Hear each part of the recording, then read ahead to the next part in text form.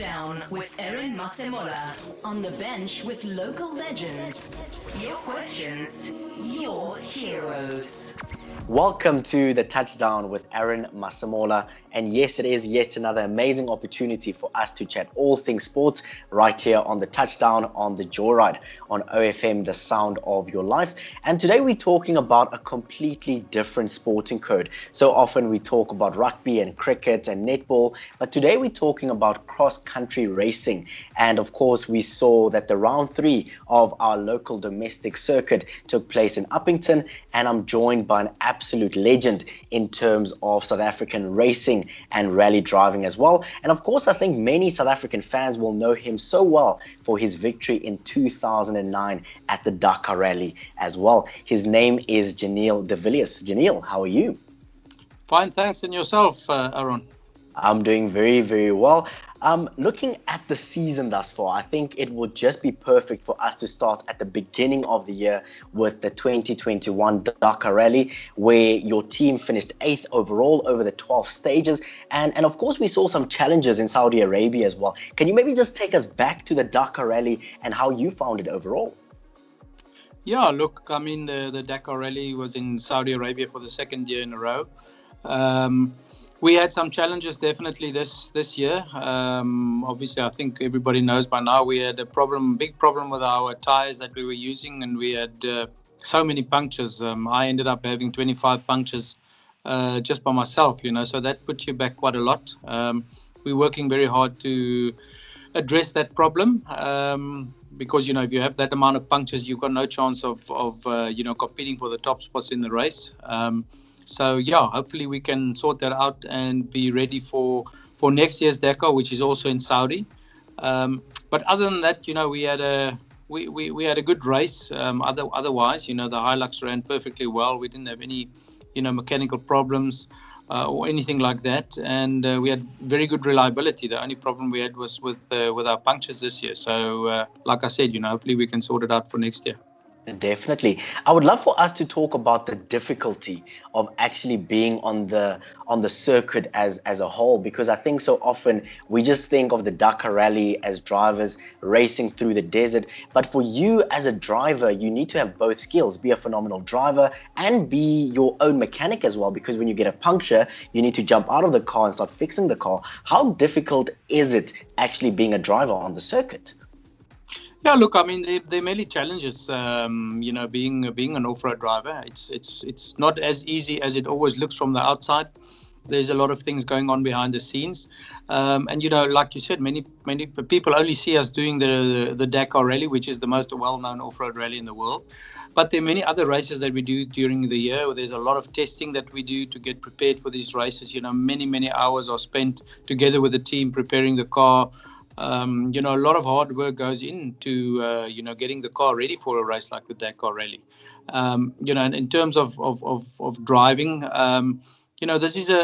it's more of a team effort than people would think. It's not only myself, it's also the co-driver, which is in the car with me.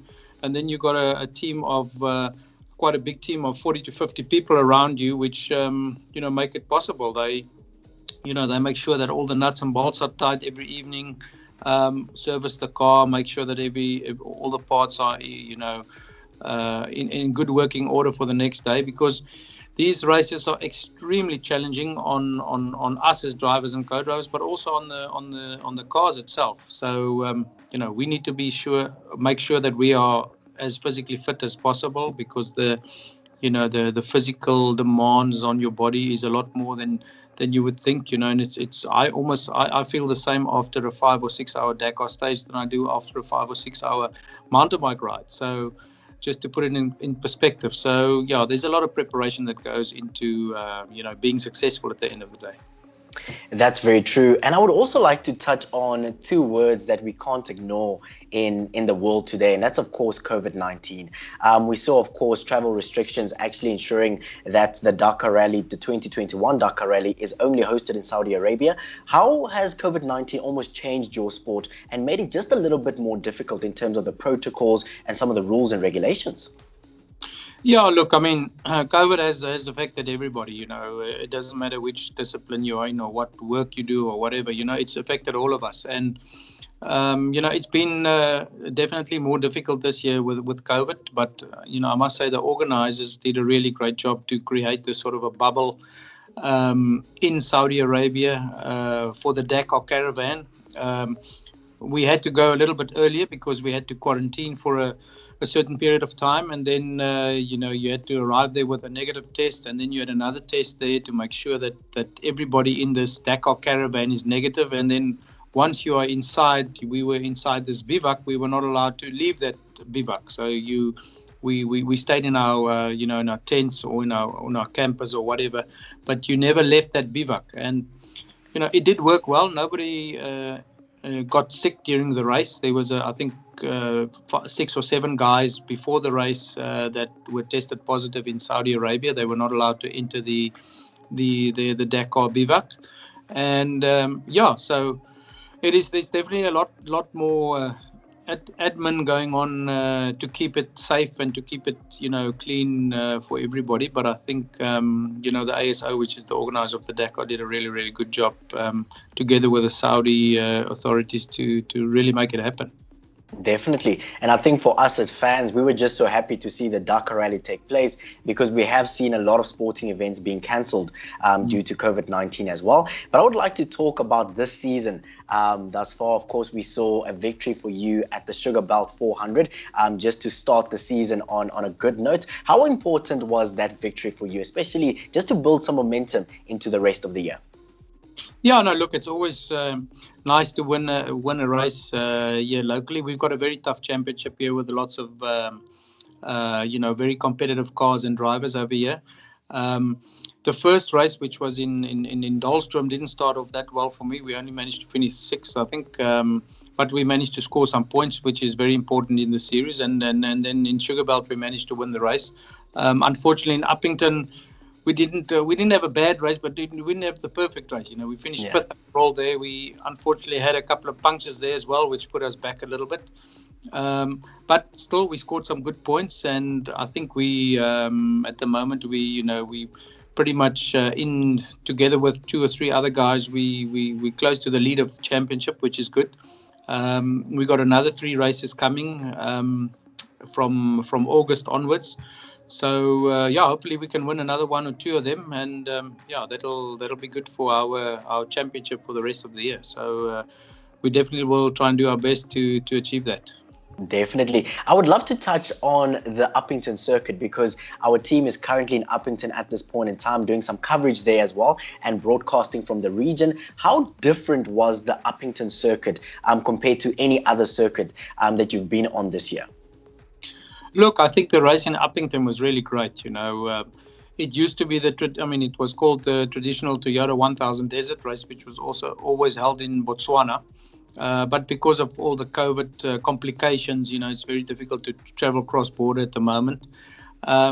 So the South African cross-country organisers decided to take the race to Upington, which is also a desert sort of area. We know it as a team very well because we go and test there north of Upington quite a lot for the Dakar Rally. And I think an excellent event was put up. I think the course was really, really good. Typical desert race style. And I really enjoyed it a lot. And I think it's a great place to have this kind of race in South Africa. And I certainly hope that we can go back there next year again. Absolutely beautiful. And then, of course, just the last question from my side. We are next on the circuit heading to Vryburg, which is said to be yet another interesting and challenging race. What can we expect from you as well as the Toyota team? Well, let's hope we can expect a win. So, I'm certainly going to be trying our best. But, in these races, there's so many things that can happen. You're never guaranteed. But we will definitely go out to try our best.